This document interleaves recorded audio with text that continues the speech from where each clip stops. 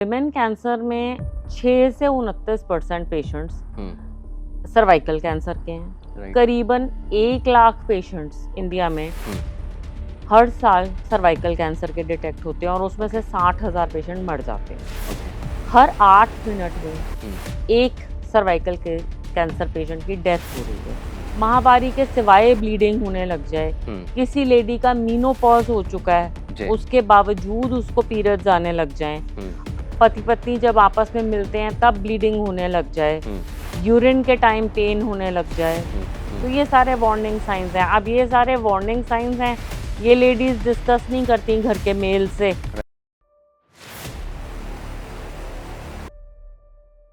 नमस्कार, आप देख रहे हैं पटेल पॉडकास्ट। मैं हूं आरजे गैरी। इस नए एपिसोड में बहुत बहुत स्वागत। मेरे साथ मौजूद हैं doctor Shikha Chawla, cancer specialist, Patel hospital Jalandhar. Hi ma'am, स्वागत।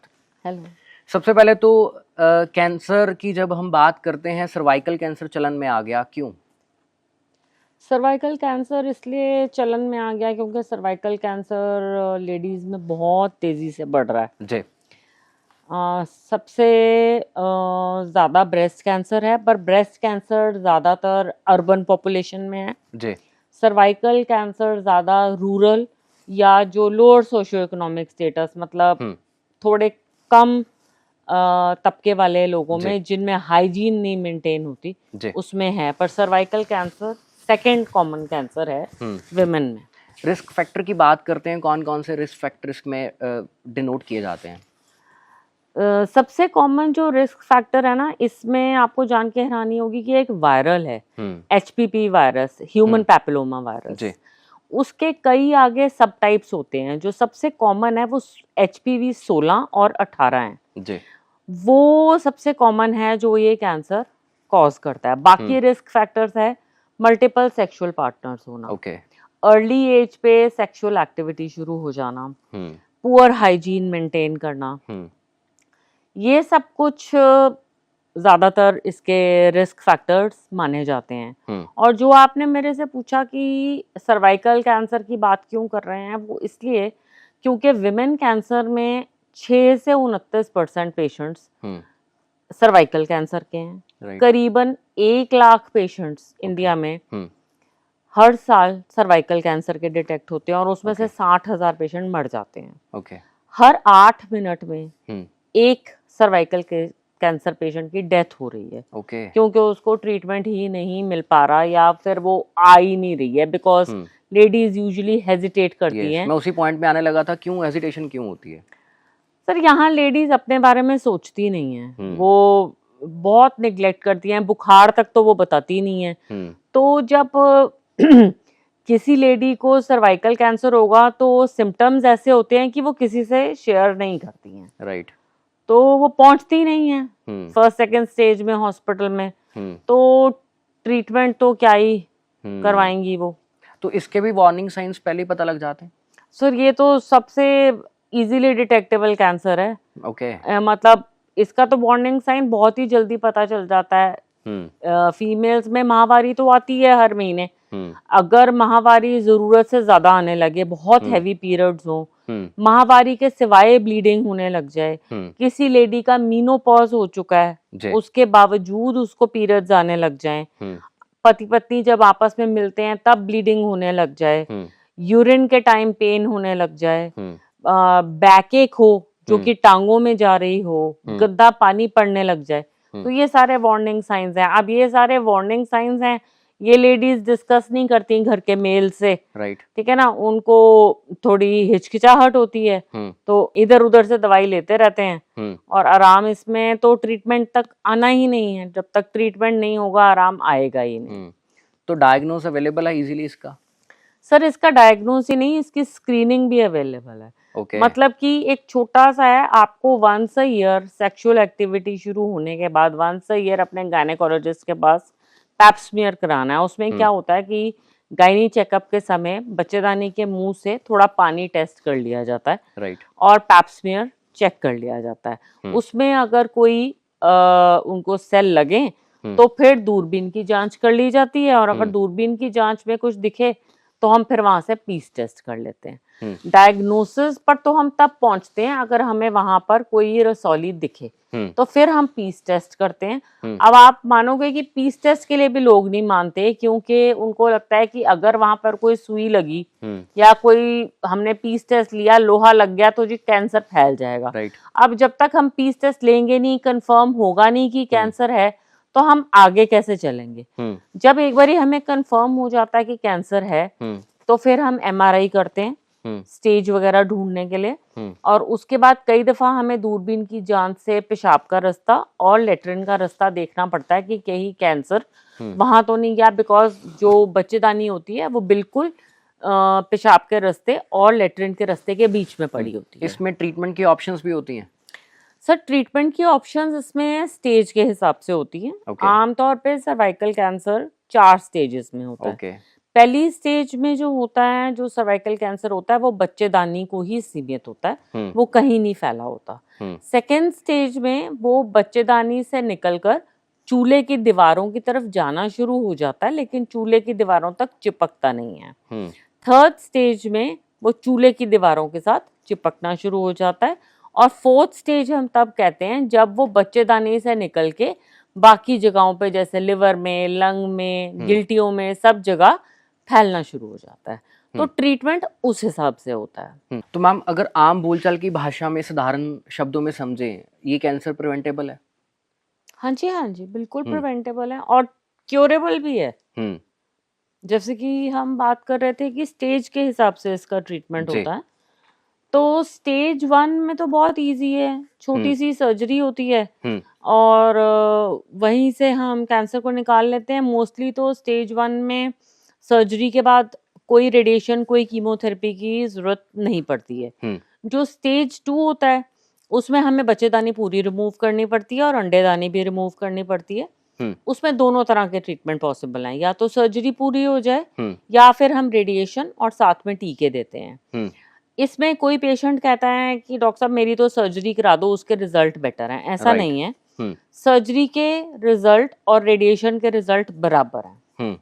सिर्फ ये है कि हाँ, पेशेंट कहता है कि सर्जरी कराकर तो मैं एक दिन में फ्री हो जाऊंगा, बट सर कई दफा डिपेंड करता है कि सर्जरी के बाद किसी किसी पेशेंट में ऐसा रिजल्ट आ जाता है कि हमें सर्जरी के बावजूद रेडिएशन देनी पड़ जाती है, जबकि रेडिएशन के बाद हमें बहुत कम केसेस में सर्जरी करानी पड़ती है। थर्ड स्टेज में सर्जरी का कोई रोल नहीं है। थर्ड स्टेज में हमें रेडिएशन और साथ में टीके, जिसको कि कीमो कहा जाता है, वो ही करना पड़ता है। फोर्थ स्टेज में तो हम पेशेंट की बीमारी खत्म कर ही नहीं सकते।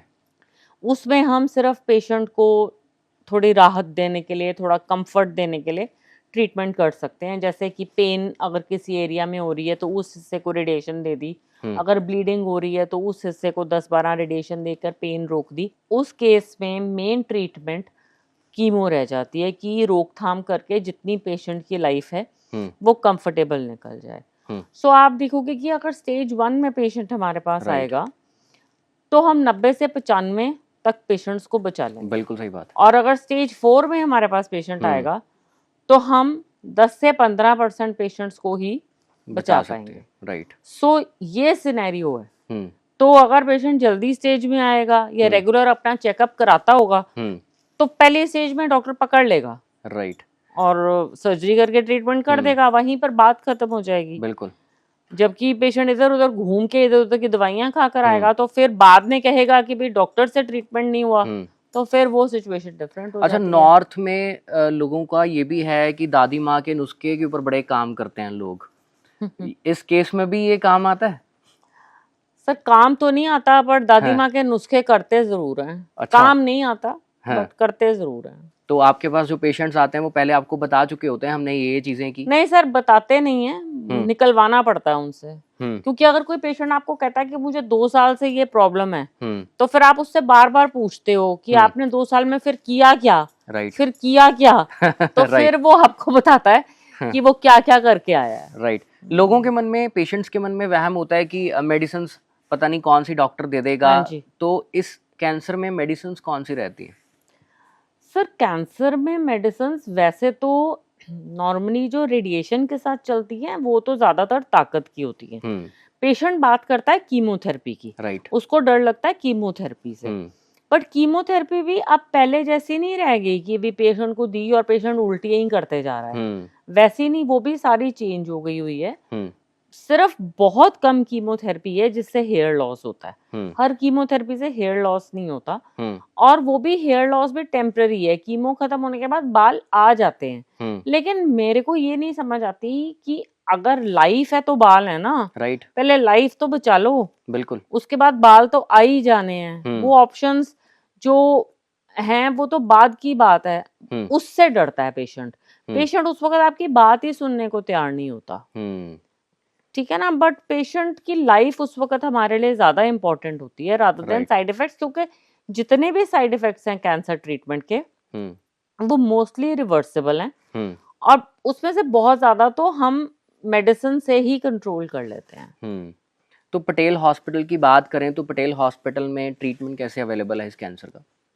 सर पटेल हॉस्पिटल में सर्जरी भी अवेलेबल है इसके लिए, रोबोटिक सर्जरी भी अवेलेबल है, और रेडियोथेरेपी भी अवेलेबल है जो ट्रू बीम पे अवेलेबल है, जिससे कि रेडियोथेरेपी तो सर पेशेंट आता है, उसको अपना पानी पीकर अपना थोड़ा सा प्रेशर बनाना पड़ता है, मशीन पे तो 2-4 मिनट लगते हैं, पेनलेस प्रोसीजर है, ओपीडी प्रोसीजर है। रेडिएशन के बाद पेशेंट को जो एक लगता है ना, जो लोग कहते हैं कि बिजली है, करंट है, झटका है, वैसा कुछ भी नहीं है। पेशेंट आता है, रेडिएशन कराता है और आराम से घर जा सकता है। पेशेंट को कोई सेपरेट रहने की जरूरत नहीं है, जो पेशेंट को लगता है कि मेरे से बाकियों को रेडिएशन लग जाएगी, वैसा कुछ नहीं है। और कीमोथेरेपी भी अवेलेबल है, हमारा proper chemo day care ward है जहाँ पे सारा स्टाफ ट्रेंड है, और कीमो के लिए भी हम एडमिट नहीं करते हैं, 3-4 घंटे में कीमो लगाकर घर भेज देते हैं। Is it costly process? Sir not beyond the reach of, कि भी ऐसा नहीं है कि भी कोई अफोर्ड नहीं कर सकता, मोस्टली पीपल अफोर्ड कर सकते हैं। जो नहीं अफोर्ड कर सकते उनके लिए गवर्नमेंट की बहुत सारी स्कीम्स हैं, 2-3 स्कीम्स के साथ हम भी एम्पैनल्ड हैं, हम कोशिश करते हैं पेशेंट को उसके साथ हेल्प करने की, पर वही मैं आपको कह रही हूँ ना, अर्ली स्टेज में आ जाएगा तो कॉस्टली नहीं है, बहुत लेट स्टेज में आएगा तो कॉस्टली है। और फिर वही बात की, जब हम पेशेंट को कहते हैं कि खर्चा इतना होगा और रिजल्ट ये है, तो फिर तो कॉस्टली है ही है। अच्छा, एक सवाल अगर मैं पूछूं, बीइंग डॉक्टर, आपको लगता है विमेन की शाइनेस ने इस कैंसर को और ज्यादा बढ़ा दिया? हाँ जी सर, विमेन अपने पर फोकस नहीं करती हैं और वो फिर लेट स्टेज में आती हैं। हेजिटेशन का क्या कारण हो सकता है बीइंग डॉक्टर, आपको क्या लगता है? क्योंकि आपके पास वो भी पेशेंट आते होंगे जो बहुत ज़्यादा आई मीन बियॉन्ड स्टेज निकल गए, 3rd स्टेज या 4th स्टेज की, जैसे हमने बात की। सर हेजिटेशन यही है कि इसके जो सिम्टम्स है ना, वो लेडीज डिस्कस नहीं कर पाती। बहुत बारी तो पता ही नहीं होता घर वालों को, वो तो डॉटर इन लॉ ने देख लिया या डॉटर इन लॉ ने देख लिया, तो वो पेशेंट को लाते हैं। तो इस कैंसर की टाइप में भी अवेयरनेस की कमी है?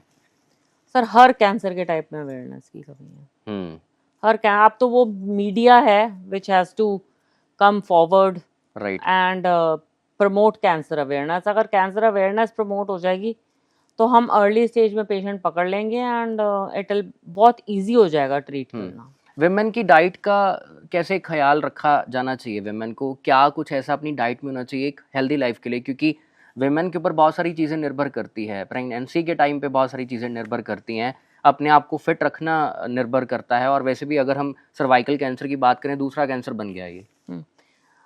विमेन की डाइट भी मेन जैसी ही होनी चाहिए, it should be high protein, iron तो बहुत होना चाहिए विमेन की डाइट में, क्योंकि आयरन तो जिसका आप करा लो HB कम है, खाना पीने का तो कोई मतलब ही नहीं, फिजिकल एक्टिविटी भी विमेन की होनी चाहिए। मुझे लगता है overall he women don't focus on themselves. हाँ, educated women focus on themselves, लेकिन जो घर में हैं, जो हाउसवाइफ्स हैं, they do not focus on themselves, और पता नहीं उनके घर वाले भी उन पर फोकस नहीं करते। अच्छा, इस पॉडकास्ट में एक चीज मैम क्लियर कीजिए, आपकी घर का काम करना is workout for women? No no no, women को ये लगता है कि घर का काम हो रहा है, वर्कआउट हो रहा है।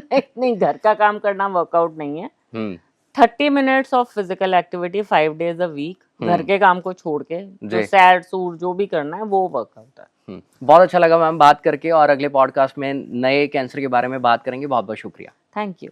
और अगले एपिसोड में जल्द मिलेंगे। आप इस पॉडकास्ट को ज़्यादा से ज़्यादा शेयर कीजिएगा और हमारे चैनल को ज़रूर फॉलो कीजिएगा। बहुत बहुत शुक्रिया।